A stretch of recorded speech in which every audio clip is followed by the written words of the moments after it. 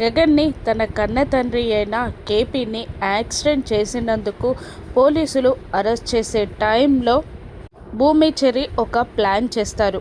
ఆ ఎస్పీ సూర్య గనక గగన్ని అరెస్ట్ చేస్తే ఎక్కడ ఎన్కౌంటర్ చేసి చంపేస్తాడో అని పోలీసులు అరెస్ట్ చేయకుండా ఒక ప్లాన్ చేస్తారు. చెర్రి అక్కడికి వెళ్ళి స్మోక్ ఆ ఫంక్షనల్ అంతా నిండిపోయేలా మిషన్ సెట్ చేస్తాడు. అక్కడ స్మోక్ అంతా నిండిపోతుంది. దాంతో భూమి సంకెళ్ళతో ఉన్న గగన్ని అక్కడి నుండి లాక్కొని ఫంక్షన్ హాల్ బయటికి వెళ్ళిపోతుంది.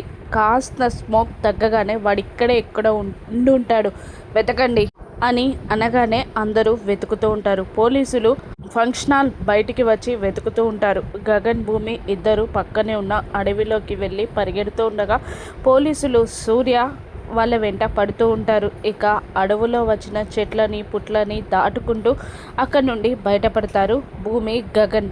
పోలీసులు వాళ్ళని వెతుకుతూ ఫాలో అవుతూ ఉంటారు. పోలీసుల నుండి తప్పించుకున్నామనుకున్న గగన్, భూమి అక్కడే ఉన్న ఒక చిన్న టీ కొట్టు ముందు టేబుల్ దగ్గర కూర్చుంటారు. ఇక గగన్ చేతికి సంఖ్యలు ఉండడంతో అక్కడున్న టీ బిస్కెట్ని భూమి ప్రేమగా గగన్కి తినిపిస్తూ ఉంటుంది. 2 బిస్కెట్లు తిన్న తర్వాత నువ్వు తిను అన్నట్టు భూమి చేతిలో ఉన్న బిస్కెట్ని భూమికే గగన్ ప్రేమగా తినిపిస్తూ ఉంటాడు. వెనకాల నుండి సూర్య వాళ్ళని అలా చూసి వాళ్ళకి వార్నింగ్ కూడా ఇవ్వకుండా వాళ్ళని రౌండప్ చేస్తాడు.